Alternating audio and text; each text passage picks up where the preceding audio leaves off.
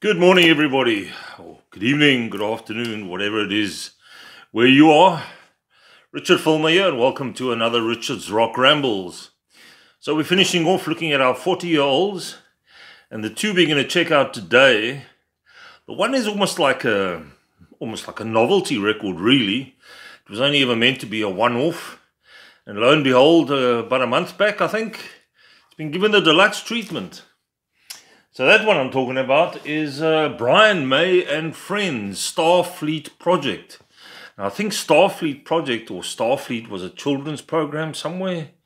Might have been in Australia or the States or somewhere, I can't remember where. And that was the whole idea behind this. It's a science fiction series, here we go. Broadcast in the UK for kids of all ages. Japanese visuals and British soundtrack, including music by Paul Bliss. So this is the, there's only 3 tracks on here. I'm not too sure how many have been added onto the deluxe version, but I guess that's a robot or something from the kids' show, from the science fiction show. And there at the back you can see the spacecraft. So the notable thing about this album is it brought together, it's called Brian May and Friends, obviously Brian May from Queen. And his friends are Eddie Van Halen, Alan Gratzer, Phil Chen, and Fred Mendel. So this came out in '83, mixed by Mac, produced by Brian May. It's very well produced, but be warned, this is not an easy listen. It's a bit of self-indulgence, really, especially the blues jam, Blues Breaker on side 2, which there's just a crap load of solos trading between Brian May and Eddie Van Halen. If you're a guitarist, it might be of interest.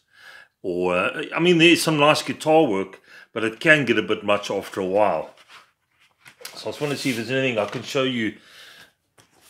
There they are. There's Brian May, much younger looking. I think he's totally grey now.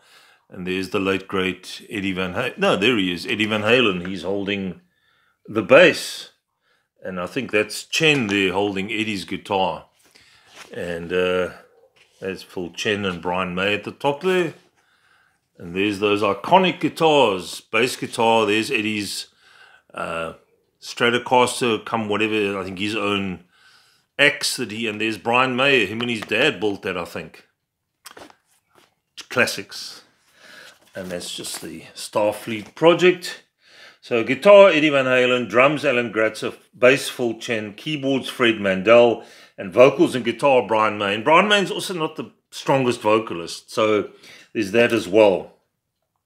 But it's for interest's sake, you know, as a collector's item, it's not bad. I just want to see, what was the first track? Starfleet, that's sort of like their theme tune, if you like, for the show. It's okay. Like I said, Brian May's vocals very low. I mean, it's not Freddie, that's for sure. Let Me Out, and then the Blues Breaker one, which I mentioned previously. 3 tracks. It's a collectible. You know, when this came out, I thought, what the hell, because I was into the 2 guitarists, Brian May and Eddie Van Halen. So it'd be interesting just to see how they handle the 2 things together. And it worked pretty well. I'm sure it was a lot of fun for the guys. But the fact that it's been given a deluxe treatment is just shows you where we are in the music world. You know, they sort of almost scraping the barrel with some things, I think. I haven't heard the new version, so there might be some interesting stuff on there. So that's Brian May and Friends, the first one of our 40-year-olds. And the second one, you know, the Rolling Stones have been going for such a long time. And obviously, when you've been going for that amount of time, you have your hits and you have your misses. For me, this is a miss. It's a very hard listen for me. I mean, if you think about albums like Sticky Fingers and Exile on Main Street and Goat's Head Soup, those early 70s, those classic albums, even some of the earlier ones like Aftermath and, you know, the early Stones. And then in '83, they came up with this one, Undercover. Now, all I can think of is this is the Stones doing this is the Disco Stones. Most of the vocals on here, Mick Jagger's doing in that high range. Gets really annoying after a while. Sorry, I'm just having my 11s, my tea. And some of the tracks on here are just almost like throwaway stuff. I don't know how much thought was put into this album, if they were not in a great space at that time. Undercover of the Night, it's the first track. A lot of sort of synth sound, drums, and I mean Charlie Watts is playing on here, but it sounds terrible, the drum sound. Special effects and very disco-y, sort of electronic. She Was Hot, that's okay. Tie You Up, The Pain of Love. There's some very dodgy songs on here. Some of the lyrics are really strange. Wanna Hold You, Feel On Baby, Too Much Blood. That's when I'm talking about strange tracks. You listen to the lyrics in that thing. Talking about people being shot, and I think it had to do with something on the news that one of them saw. So, very violent song. Pretty Beat Up, that's another one. Too Tough, All the Way Down, and It Must Be Hell. So it's 1, 2, 3, 4, 5, 6, 7. There's about 9 tracks on here. 9 or 10 tracks. And what is that cover all about? Can somebody please tell me? I mean, how much thought went into that? It's terrible. I mean, I'm trying to think who did the cover here. They must say here. Let me see if I can show you anything inside. I think the inside photographs are just as bad. It's Mick Jagger on lead vocals, rhythm guitar, harmonica, Keith Richards rhythm and lead guitar, backing vocals, bass on Pretty Beat Up, so he plays bass on the one track. Charlie Watts drums, Ron Wood rhythm and lead guitar, backing vocals, bass on Tie You Up, and Wanna Hold You, and then Bill Wyman bass and percussion, Yamaha piano on Pretty Beat Up. So they sort of swapped instruments and did mix things up.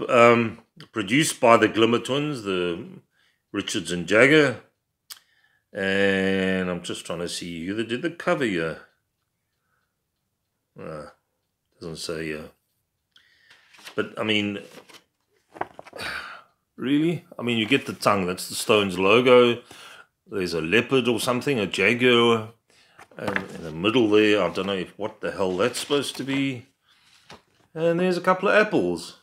So, yeah, I guess they know what it meant.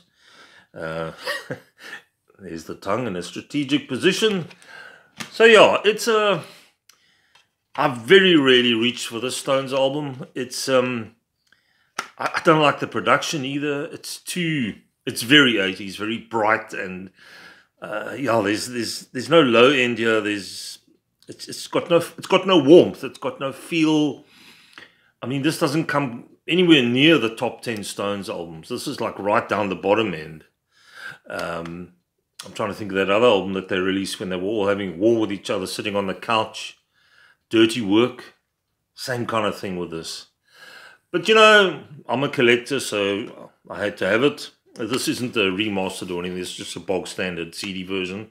I'm not sure if this has been given a deluxe treatment. It probably has. You know, everything gets deluxe treatments these days.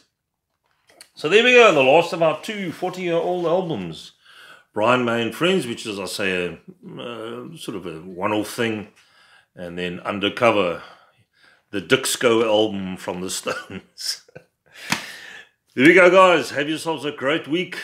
I think what we're going to do from the next video on is I'm going to dive into my collection and see what I can come up with in the jazz rock fusion genre. I don't have that much. I only got into that late in my life, but I'll see what I can find.